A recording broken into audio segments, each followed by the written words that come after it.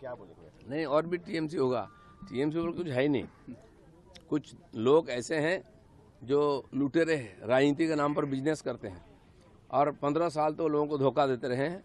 लोगों ने मजबूरी में इनको ढो के चल रहा था, आज मौका मिला तो फेंक दिया।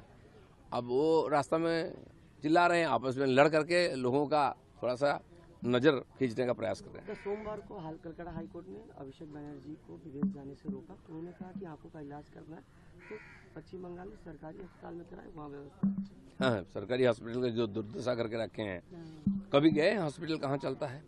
कभी देखे हैं अभिषेक बनर्जी, ममता बनर्जी हॉस्पिटल क्या स्थिति है? नहीं गए हैं। विदेश में जाकर चिकित्सा कराएंगे यार, यहाँ का सरकारी स्वास्थ्य विभाग का पैसा को लूट पाट करेंगे। ना हॉस्पिटल का बिल्डिंग ठीक है, ना बिजली है, ना एसी है, ना डॉक्टर है, नर्स, ना दवाई है। दवाई जो दिया जाता है वो भी मिलावट है।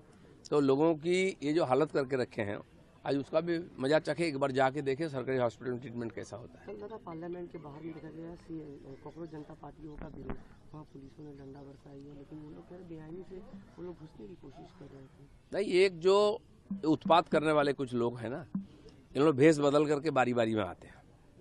कभी लोकतांत्रिक आंदोलन के नाम पर, कभी किसानों को सामने रख देते हैं, कभी विद्यार्थियों को सामने रख देते हैं, कभी महिलाओं को रख देते हैं, कभी ट्राइबल को सामने ले आते हैं।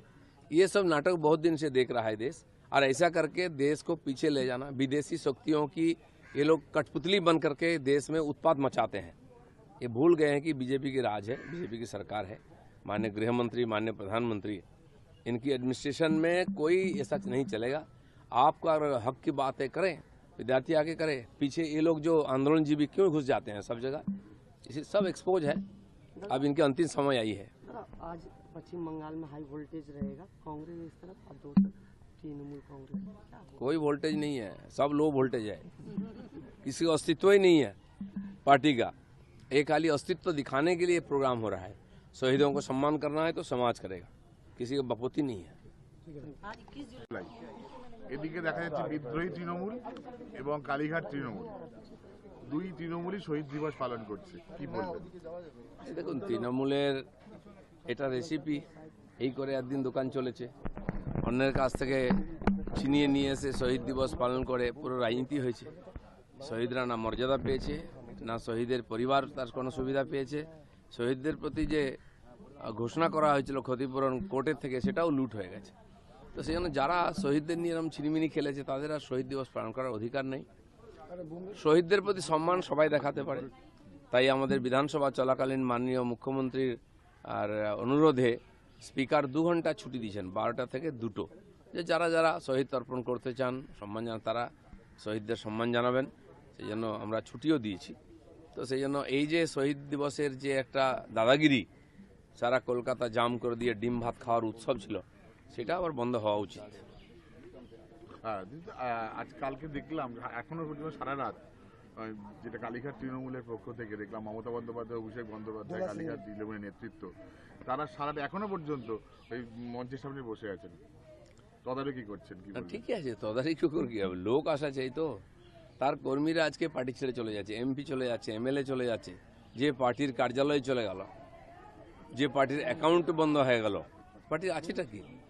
যেরকম উনি একা ছিলেন আগে, এখনও একা আছেন, কিন্তু এই যে মাঝখানে 15টা বছর পশ্চিমবঙ্গকে পিছিয়ে দিয়ে গেলেন, এত পরিবার নষ্ট হলো, এত মানুষের জীবন ধ্বংস হয়ে গেল, তারও জবাব ওনাদেরকে একদিন দিতে হবে। কালকে উনি বারবার বিভিন্ন রাস্তায় ঘুরে বেড়াচ্ছিলেন, বলছেন বিজেপি নেতৃত্ব তাদের উপর আক্রমণ চালাচ্ছে, অনুষ্ঠানকে বানচাল করবার চেষ্টা চালাচ্ছে। কেউ পাত্তাই দেয় না। কেন অনুষ্ঠানকে বানচাল করবো না? অনুষ্ঠানই করার ক্ষমতা নেই ওদের। বিজেপি বলেই অনুমতি দিয়েছে, সুরক্ষা দিয়েছে, আর রাস্তায় বেরিয়ে আজকে এগুলো করতে পারছেন। যদি অন্য কোনো পার্টি সরকার হতো, আজকে ওনাদেরকে বাংলাদেশ ছেড়ে চলে যেত, যেমন ইন্দিরা গান্ধী চলে গেছিলেন। বাংলাদেশে গিয়ে থাকতে হতো আজকে হাসিনার মতো। সেটা হয়নি, ধন্যবাদ দিন বিজেপিকে। রাজ্য সরকার কিন্তু 21 জুলাই ফাইল প্রকাশ করেছে, সেখানে কমিশনে দেখা গেছে মমতা বন্দ্যোপাধ্যায়ের কোনো স্বাক্ষর নেই। আমি বললাম যে পুরো ধোঁকাবাজি। উনি বলেছিলেন যারা শহীদের পরিবার, তাদেরকে উনি জাস্টিস দেবেন, ন্যায় দেবেন, দেননি। তাদেরকে আর ভাতা দিয়েছেন, কাউকে চাকরি দেখিয়েছেন, লোভ দেখাচ্ছেন আপনি শহীদের পরিবারকে, যারা এত বড় বলিদান দিল। আর 25 লাখ টাকা ঘোষণা করলো কোর্ট, উনি দিলেন 2 লাখ টাকা, সেটাও মেরে দিলেন 23 লাখ টাকা। শহীদদের যে টাকা সেটাও চুরি করেছেন। তো এই যে চোরেদের সরকারকে মানুষ বিদায় করেছে, এখন টিম করছে বাতি, দেখা যাক। মমতা বন্দ্যোপাধ্যায় আরও অভিযোগ করছেন যে বিজেপি সরকার শহীদ পরিবারকে আটকে রেখেছে, ফলে তাদের বোঝাতে না আসতে। না 15 বছর ধরে কে আটকে ছিল? আপনি ওদের নিয়ে অনেক ঢং করেছেন, তাদেরকে ডায়াসে তুলে সিম্প্যাথি অর্জন করে ইলেকশন জিতেছেন, ওদের জন্য কিচ্ছু করেননি। যা করার কালকে মুখ্যমন্ত্রী ঘোষণা করেছেন। তারা যদি মনে করেন যে তারা ক্ষতিপূরণ পাননি, আবেদন করলে তিনি সিএম রিলিফ ফান্ড থেকে দেবেন। কই, আপনি তো এটা করে দেখাননি, কেন আজকে এই ধরনের কথা শুনতে হচ্ছে? প্রহ্লাদ বন্দ্যোপাধ্যায় মাঝরাতে অভিযোগ স্টেটের কাজও ব্যাহত হবে। একদিকে বৃষ্টি, আপনাদের কথাটা থামাবেন? প্রেস মিডিয়া প্লিজ আপনাদের কথাটা থামাবেন। আমাদের কর্মীরা তো চুপ করে গেছে, আপনারা একটু চুপ করুন দয়া করে। আমি আপনাদের বলি, কোর্টের পারমিশন থাকা সত্ত্বেও আমাদের এই স্টেজ ডেকোরেশন করবার জন্য অনেক দেরি করিয়ে দেওয়া হয়েছে। তা সত্ত্বেও গতকাল লোডশেডিংও করে দেওয়া হয়েছিল। এই প্রচন্ড বর্ষা, রাস্তায় জল জমে আছে, তার মধ্যে কিন্তু আমাদের করতে হচ্ছে কষ্ট করে। আদালতের রায় আমাদের দিয়েছে, তাই পারমিশনটা পাচ্ছি। আমরা আস্তে আস্তে দেখলাম অনেক পলিটিক্যাল পার্টির মিটিং বিভিন্ন মোড়ে মোড়ে হচ্ছে, তাদের পারমিশন দেওয়া যায়, শুধুমাত্র মমতা ব্যানার্জিকে পারমিশন দেওয়া যায় না, আর অল ইন্ডিয়া তৃণমূল কংগ্রেসকে পারমিশন দেওয়া যায় না। এটা কোন ধরনের রাজনীতি? ঝাড়খণ্ড থেকে লোক নিয়ে আসছে বিজেপি, বিহার থেকে লোক উঠছে বিজেপি বালিশদের দেখানোর জন্য, আর এখানে যারা এসছে তাদের থাকার জায়গা নেই, ট্রেনের টিকিট পায়নি, গাড়ি পায়নি, একটা ধর্মশালাও দেয়নি, সব পালন করে দেওয়া হয়েছে। তবুও তারা এসছে প্রাণের টানে, হৃদয়ের টানে।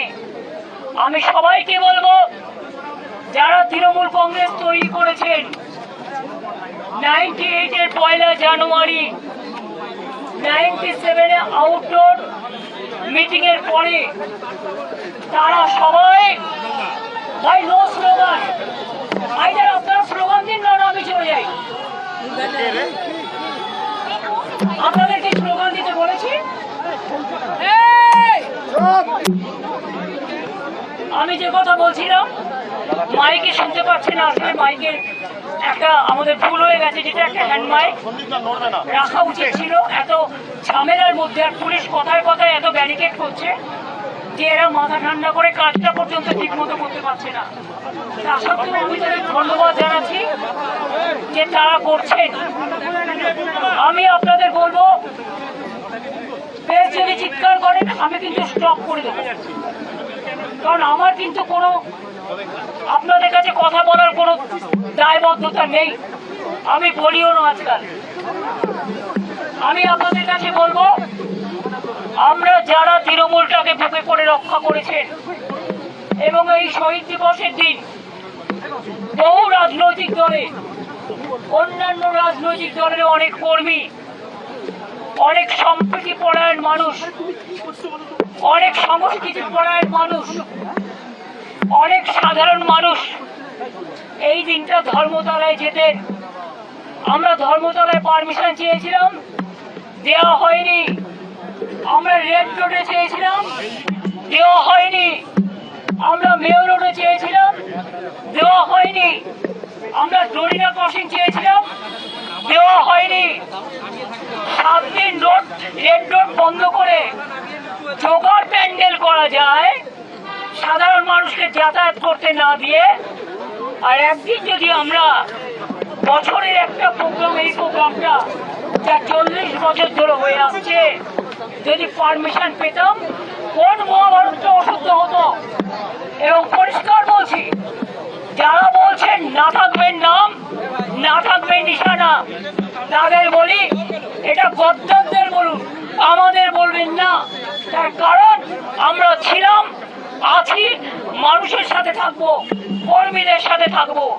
আগামীকাল নতুন করে পথ চলার দিন। আমাদের যাত্রা হলো শুরু। ওগো কর্ণধার, তোমারে কই নমস্কার। বাংলার মামাটি মানুষকে প্রণাম জানিয়ে আগামীকাল বেলা 11টা